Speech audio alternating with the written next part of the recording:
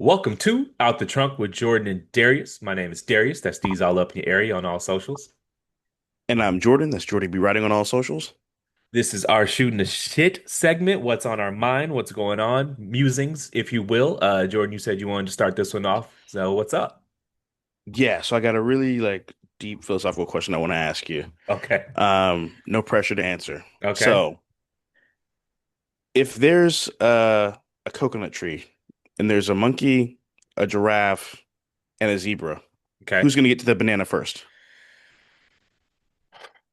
There's a coconut tree and there's a Hmm. monkey, a giraffe, and a zebra.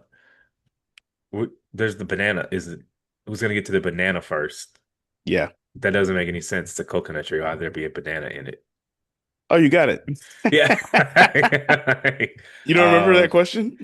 I was playing it off like I didn't remember, but yes, I Oh. remember that. I was just going along with the bit. No, no, I feel you.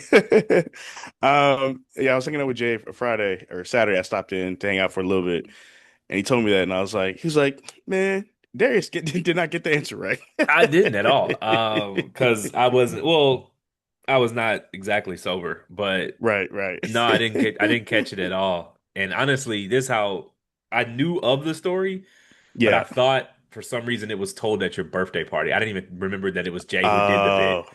And so I was assuming that because you went back home or back to your friends or wherever you Hmm. went last Friday, that you Yeah. forgot that I was there to heard the story. And so I was playing it off like I hadn't Oh. heard it before.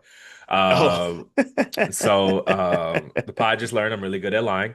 And no, I totally forgot that that was Jay who told the story. But no, you cannot get a banana from a coconut tree. That is So true. it is a sleight of hand. He's a magician. So Um, any more tongue twisters and teasers, anything like that? um, None off the top of my head. That was never really my thing. I knew some knock jokes back in the day, but it's been a while since I read a joke book, so. Knock jokes. All right. Moving right along.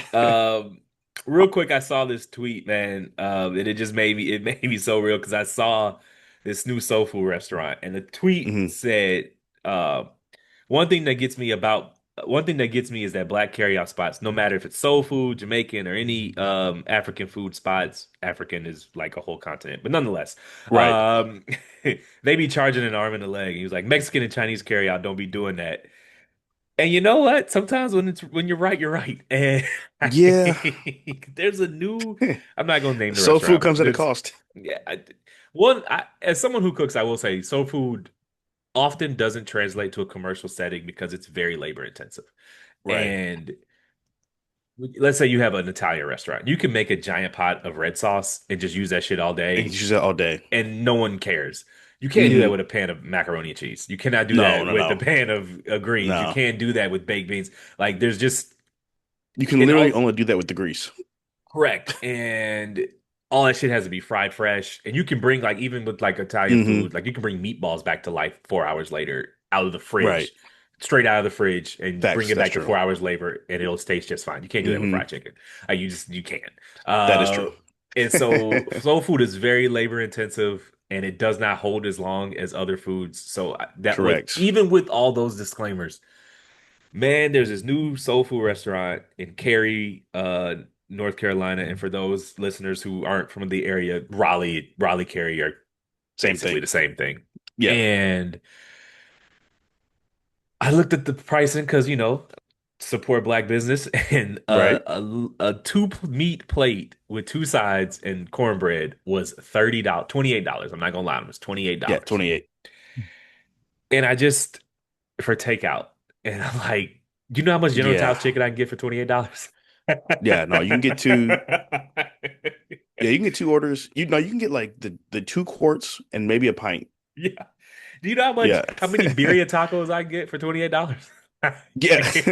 It's like, why is this Yeah. so much, man? And it's like, I tweeted about it. Like the price positioning is weird because it's carry out, right? Hmm. And let's just say you and your old lady, it's a Saturday, the game is on, you don't feel like Yeah. cooking. So let's go pick up some carry out.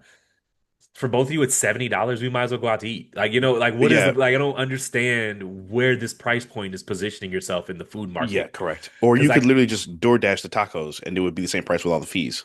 not even. It'd be less than Well, not that. yeah, not even. Like, Yeah, not it's even. just if if two people are $70 to eat, like for Right. takeout, you get it in the fucking styrofoam cup, Yep. styrofoam box takeout.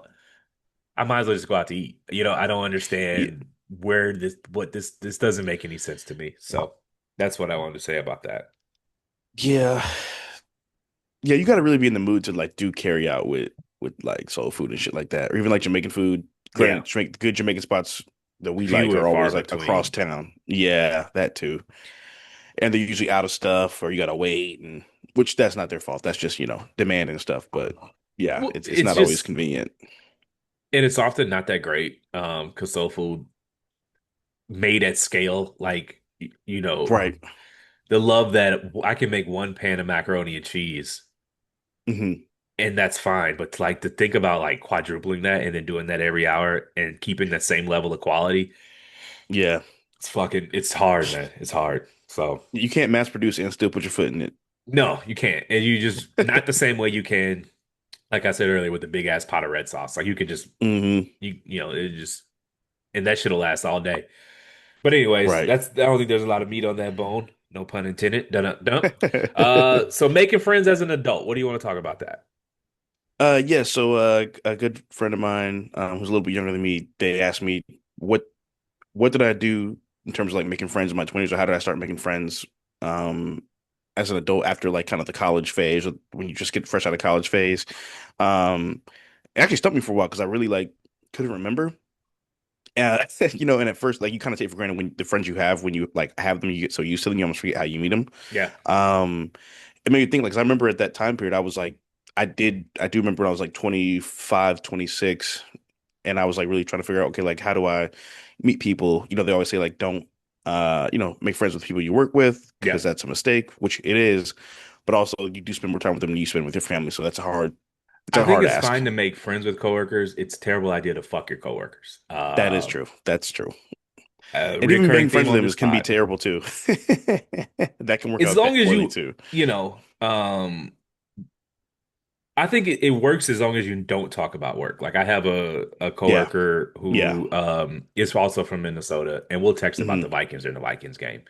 Right. And like we don't obviously when we chat about work via work, it's a bit looser, but I still keep in Correct. mind that this is a coworker, This is right. and I treat it like I'm being recorded.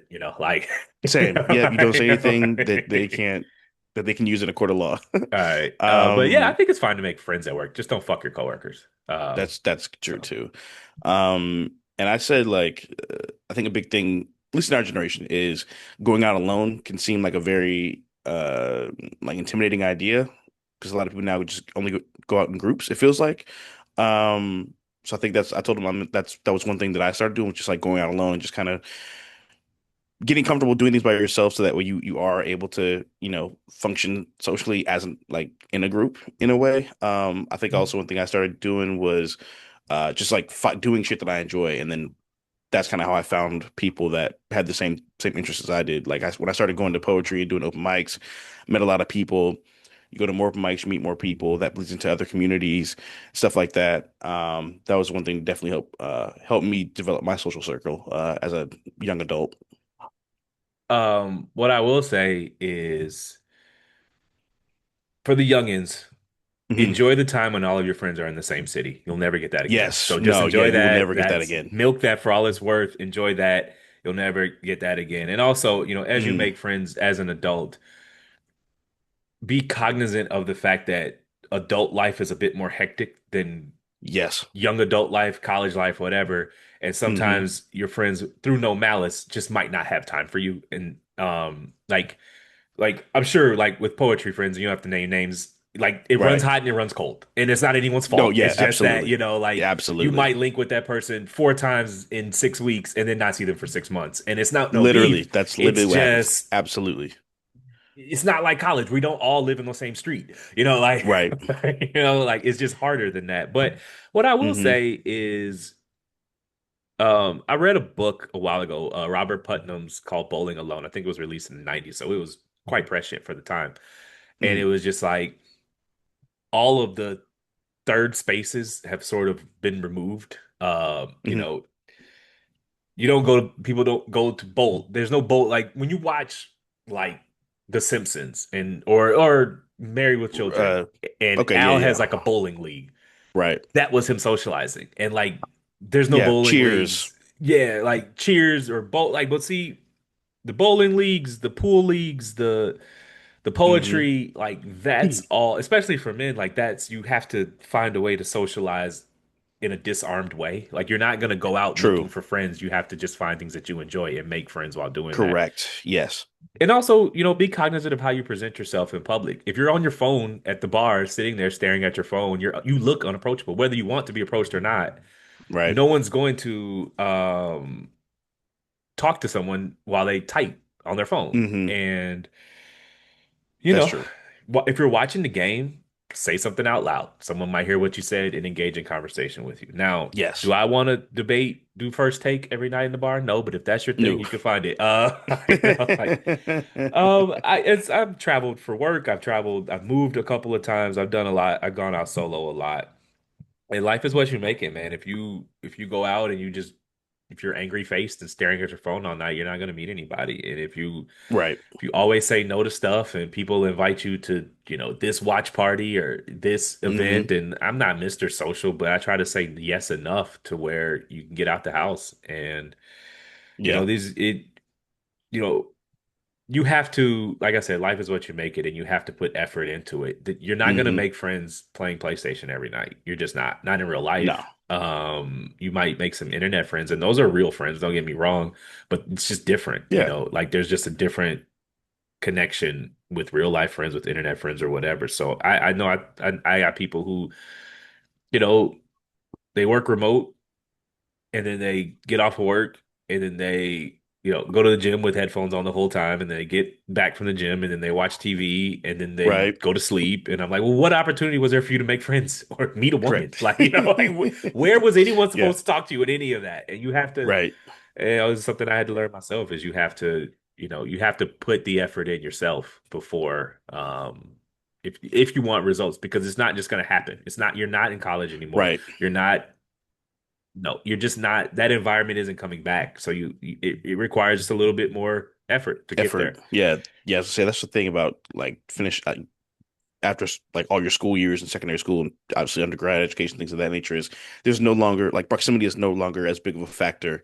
Um, in friendships, like even like in what's a movie we did last week, Good Boys, where they Yeah. literally said like, when you get older, it's not so much you're just a lot of times you realize when you're young, you're friends with people because your parents were friends or you live on the same street and you lived in the same neighborhood, you're in the same cul-de-sac, like now it's so much more difficult to maintain and uphold these friendships, because everybody's got their shit going on. Like say, like it's we work Monday through Friday, so those days are usually too tired after work or you're too busy, you got to get ready for the next day.